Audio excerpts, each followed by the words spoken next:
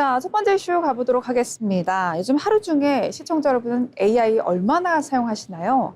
이제는 사용 횟수뿐만 아니라 AI를 한 달에 얼마나 쓰는지가 우리 생활의 지표가 됐다고 합니다. 네, 맞습니다. 서울시가 8월 16일부터 진행하는 2026 서울 서베이에 생성형 AI 이용 빈도와 구독료 지출에 관한 질문이 포함됐습니다. AI를 얼마나 이해하고 활용하는지 또 어떤 지원이 필요한지도 함께 조사합니다. AI 구독료를 조사한다는 것 자체가 사실은 꽤나 흥미로운 이야기인 것 같은데 몇 년 전까지만 해도 AI는 정말 새로운 혁신 기술이었잖아요. 지금은 아닌가 봐요. 네, 그렇습니다. 그런데 이제는 AI가 일상적인 서비스가 됐습니다. 통신비나 OTT처럼 일정한 비용을 내고요. AI 서비스를 이용하는 사람도 크게 늘었습니다. 네, 예전에는 궁금한 게 생기면 파란색 검색창부터 열었는데 지금은 AI에게 바로 물어보죠. 사실 저도 그런 유저 중에 한 명입니다. 네, 맞습니다. 글과 자료를 정리하고요. 여행 계획을 짜고 외국어를 공부하거나 또 메뉴를 추천받기도 합니다. 직장에서는 회의 정리나 또 문서 작성에도 활용이 되는데요. 이처럼 AI가 일과 생활에 곳곳에서 이용되고 있습니다. 네, 이제는 AI를 쓰느냐보다 얼마나 잘 활용하느냐가 중요한 시대인 것 같습니다. 네, 그렇습니다. 이번 조사에서도 이용 여부만 묻지 않습니다. AI를 이해하고 활용하는 능력까지 확인을 하는데요. 스마트폰 활용 능력처럼 AI 활용 능력도 개인 간 디지털 격차를 벌리는 요소가 될 수 있습니다. 이제는 AI가 기술을 넘어서요, 생활비의 한 항목이 되고 있습니다. 네, 특히나 이 변화는 물건을 사는 방식에서도 나타나고 있다면서요? 네, 맞습니다. 두 번째 이슈입니다. 최근 가격 비교 서비스 다나와가 발표한 자료가 눈에 띄는데요. 지난 1년 동안 생성형 AI를 통해 다나와를 방문한 이용자 수가요. 전년 같은 기간보다 119% 증가했고 모바일로는 127% 증가했습니다. 네, 그러니까 사람들이 직접 AI에게 사이트나 여러 가지 제품을 물어보고 그 답을 따라서 실제 쇼핑 사이트까지 이동이 된다는 거죠? 네, 그렇습니다. 예전엔 노트북 추천이라고 검색한 뒤에 수많은 상품을 비교했다면요. 이제는 영상 편집용 150만 원 이하라는 조건을 말하고요. AI에게 바로 추천을 받습니다.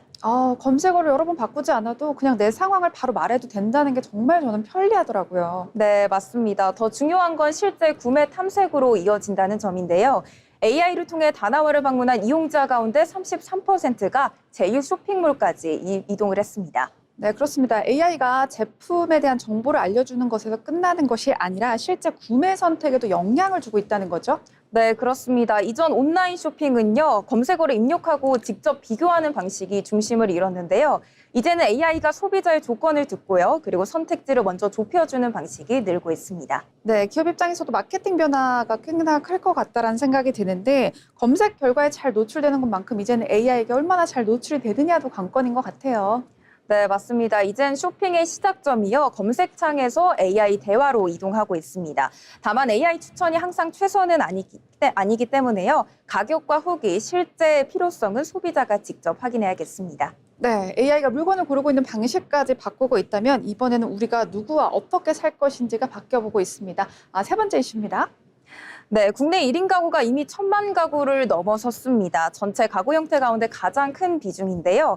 그런데도 복지 정책이나 요금 체계에서는 여전히 4인 가족을 기준으로 삼는 경우가 많습니다. 네, 실제로 가장 많은 건 사실 1인 가구인데요. 그런데 우리 사회가 아직 생각하는 보통의 가족은 4인 가구에 머물러 있는 셈이죠. 네, 그렇습니다. 현재는 1인 가구가 가장 많고요. 그다음에 2인, 3인 가구 순인데 반면 과거 대표적인 형태였던 4인 가구는 400만 가구에도 미치지 못합니다. 네, 일상에서도 사실 저는 이런 변화들이 아직은 체감이 또 덜 되는 것이요. 숙박이나 외식, 각종 할인 상품을 보면요. 커플 할인 혹은 4인 할인 이런 것들이 많습니다. 네, 맞습니다. 반대로 시장은 빠르게 달라지고 있습니다. 소포장 식품, 소형 가전, 또 1인 여행 상품, 그리고 소형 주거 공간까지 혼자 사는 사람들을 위한 상품이 늘고 있습니다. 네, 맞습니다. 예전에는 혼자 사는 시기를 결혼 전 잠깐 스쳐 지나가는 시기로 봤다면 지금은 1인 가구 자체를 가구로 보고 있습니다. 사실 언제 결혼할지 모르거든요. 네, 맞습니다. 특히 경제 활동을 하는 20대에서 40대까지 젊은 1인 가구가 늘었습니다. 고령 독거 가구를 중심으로 짜인 기존 정책만으로는 이들의 생활을 이해하기 어려운 모습입니다. 같은 1인 가구라고 해도 20대 여성 직장인과 70대 노인의 가구는 완전 또 다르겠죠. 네, 그렇습니다. 주거부터 생활비, 그리고 돌봄, 식생활 안전, 사회적 관계까지 연령과 생활 환경에 따라 필요한 것이 달라집니다. 네, 결국 핵심은요, 1인 가구가 많아졌다라는 것이 아니라 우리 사회의 표준이 달라져야 된다는 겁니다. 네, 맞습니다. 가족 형태도 이미 다양합니다. 한부모 가정, 그리고 조선 가정 등 여러 형태가 공존을 하는데요. 제도와 서비스도 하나의 가족 모델이 아니라요. 달라진 현실을 기준으로 설계할 필요가 있습니다. 네, 우리 안에서 삶의 형태가 점차 달라지고 있는 모습입니다. 계속해서 다음 이슈 넘어가 보도록 하겠습니다. 해외에서는 오히려 한국인의 생활 방식 자체가 하나의 문화로 주목받고 있다면서요. 네, 과거 한류라고 하면 케이팝이나 한국 드라마 많이 떠올리셨을 것 같은데요. 이제는 한국 음식, 화장품, 패션처럼 한국인의 일상과 연결된 상품까지 큰 인기를 끌고 있습니다. 한류가 K 라이프 스타일로 넓어지고 있는 겁니다. 아, 한국 노래를 듣고 드라마를 보는 데서 끝나는 것이 아니라 한국 사람들이 직접 먹고 바르고 사용하는 것까지 외국인들이 경험하는 단계로 넘어간 거네요. 네, 맞습니다. 2025 한류 백서를 보면요. 한국 문화 가운데 음식의 대중적 인지도는 55.1%고요. 뷰티 52.6%, 그리고 한국 음식과 화장품 구매 경험도 각각 60%를 차지했습니다. 네, K푸드는 외국에서도 상당히 익숙한 문화 중에 하나죠. 김밥, 불고기 이런 것들은 상당히 유명하고요. K푸드 자체를 소비하기보다는 K 문화와 함께 곁들여서 소비하는 경우가 많아졌습니다. 네, 그게 중요한 특징입니다. 미국인에게 익숙한 프라이드 치킨에 한국식 양념을 더하는 것처럼요. 완전히 낯선 음식보다 익숙한 음식에 새로운 경험을 더하고 있습니다.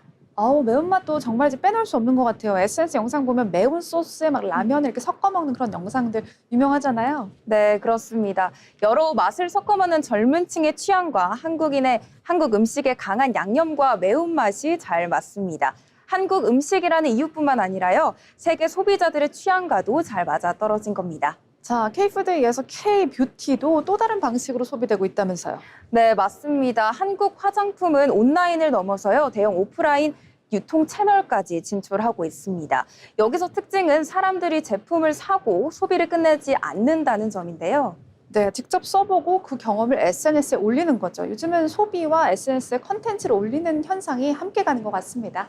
네, 맞습니다. 중국판 인스타그램으로 불리는 샤오 홍슈에서도요. 한국 직장인의 뷰티 루틴, 한국식 스킨케어 같은 콘텐츠 쉽게 찾아볼 수 있는데요. 제품만 궁금한 게 아니라 한국인이 무엇을 쓰고 또 어떻게 관리하는지까지 관심이 대상이 된 겁니다. 케이크팝의 포토카드나 굿즈도 같은 현상일 것 같다라는 생각이 드는데요. 단순히 물건이 아니라 자신의 취향을 보여주는 수단이 되는 거죠.